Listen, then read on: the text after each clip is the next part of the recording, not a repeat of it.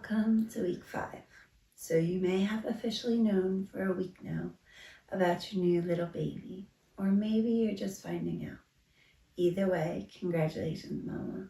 God has worked within you to create life along with your husband. Now I understand that you may still be in this elation period of surprise and awe in the great mystery happening inside your own body. What a great joy it is to know that you are taking part in what is put so beautifully in Psalm 128, where it refers to the wife being as a fruitful vine within the house. As for your own little baby, or scientifically an embryo, he or she is busily growing every moment. Your baby is busy developing their heart, which will first start to beat this week. At the size of an orange seed, your baby is a marvelous wonder. Not only the heart, but all the organs are forming. The baby is curled up right now in the shape of a semicircle or the letter C. Your baby's brain and spinal cord have begun forming.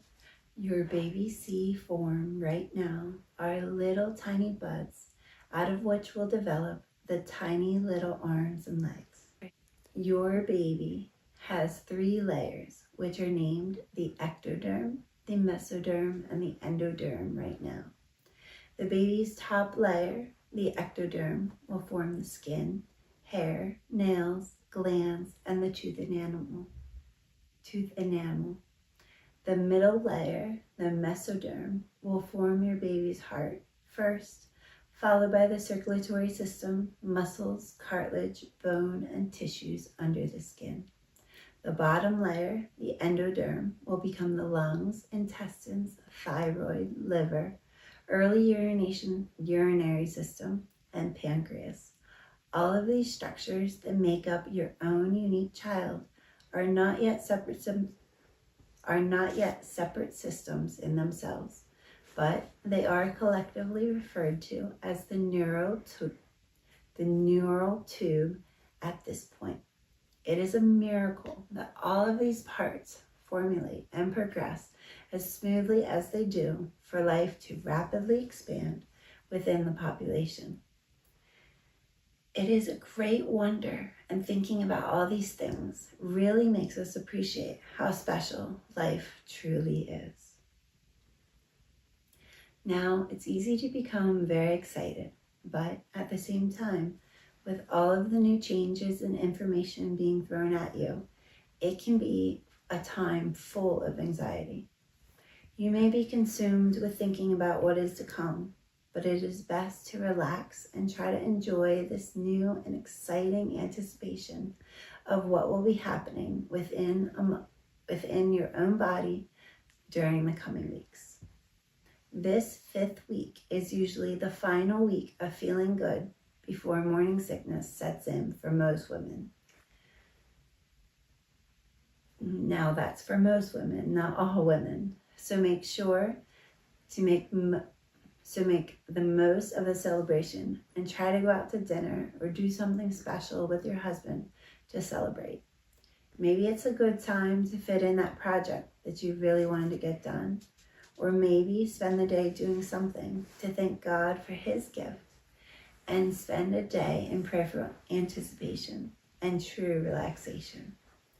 This may be the week to make that phone call you've been putting off to your family member that you have just not made time for. Look at this week as a good time to do gentle acts of service for your own spiritual well-being as well as others.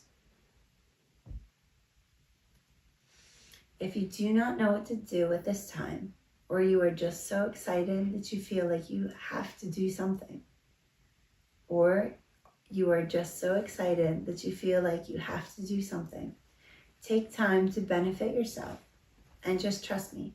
Before you judge my next thought, deep clean your bathroom and your kitchen. By deep cleaning every nook and cranny of the bathroom, by deep cleaning every nook and cranny of the bathrooms, or maybe just your primary bathroom, you may be able to avoid extra sickness feelings as you begin to frequent the bathroom during the coming weeks.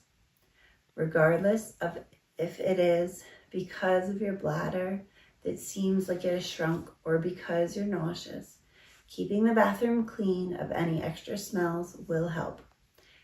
In addition, by cleaning the kitchen, mainly the fridge and the trash can, you can avoid much nausea as you walk through the kitchen numerous times a day. Please don't use any strong chemicals because your little one is very sensitive to outside stimuli that can threaten development. Even avoid strong smelling cleaners. Hospitals clean with hydrogen peroxide to get that sterile environment without the smell. And you can too. Mix 3% hydrogen peroxide with equal parts of water and spray and wipe the surfaces for a 1.5% mixture. For mirrors, you will have a streak-free shine. And all surfaces will be properly sanitized if you just leave it on for 3 to 5 minutes and then wipe. Just be careful because if you have too high of a concentration and your mixture is more than the 1.5% ratio, your skin could become white at exposure and start to tingle and burn. If this happens, you just have to use rubbing alcohol to remove the residue from your skin. But do your research so you don't harm your own body while attempting to clean. More is not better when it comes to hydrogen peroxide in concentration levels. I do not even buy and have never bought cleaning products for our home since my days in nursing school 17 years ago. Now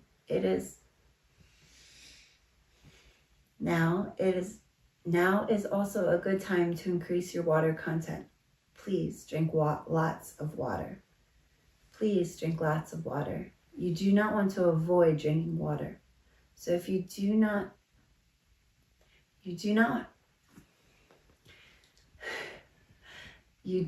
want to avoid drinking water, so you do not have to go to the bathroom more.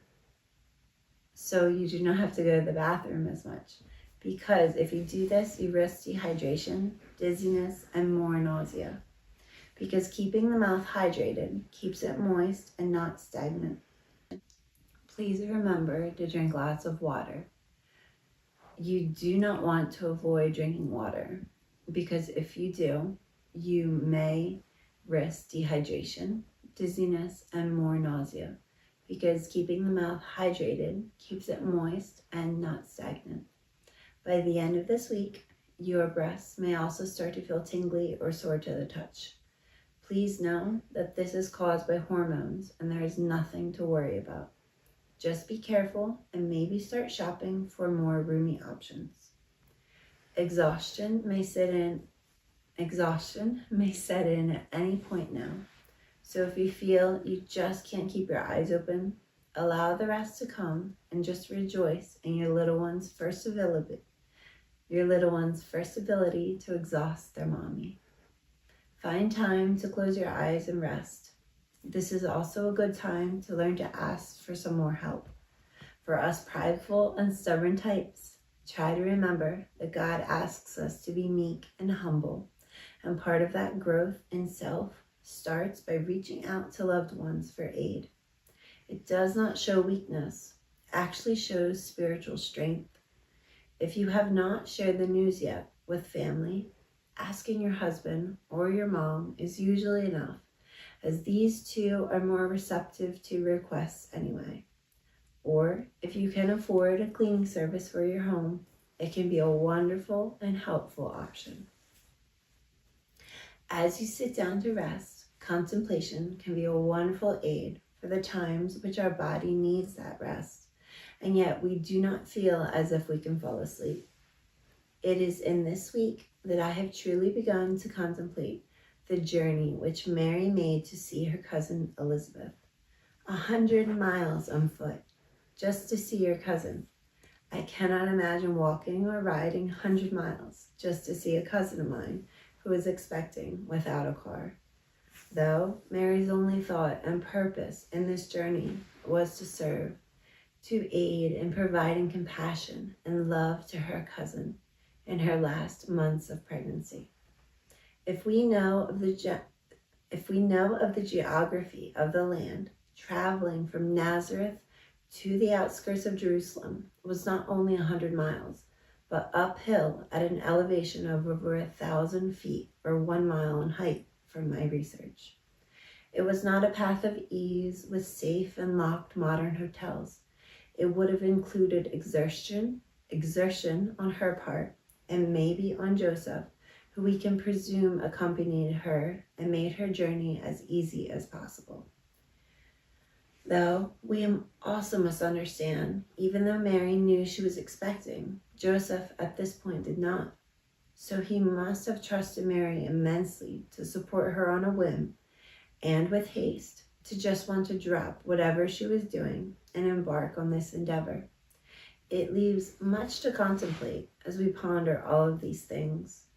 Was Mary preserved by the divine Jesus inside, or the overshadowing of God and the Holy Spirit? The risks were still present, with thieves and the shadows on the path, just waiting for their next victim. What faith she must have had to make this journey in haste. I love to consider these and many other examples from the Bible on the mind of these biblical figures. We're given such little information, but to contemplate the backstory, whether that is through our research on the topics or just through our meditations, is well worth the time. My information on Mary and her journey comes from an article published on 5/31 of 2019 by Philip Koslowski. I hope you enjoy this week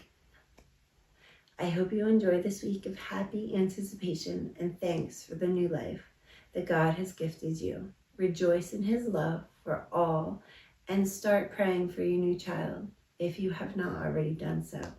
It is never too early to start.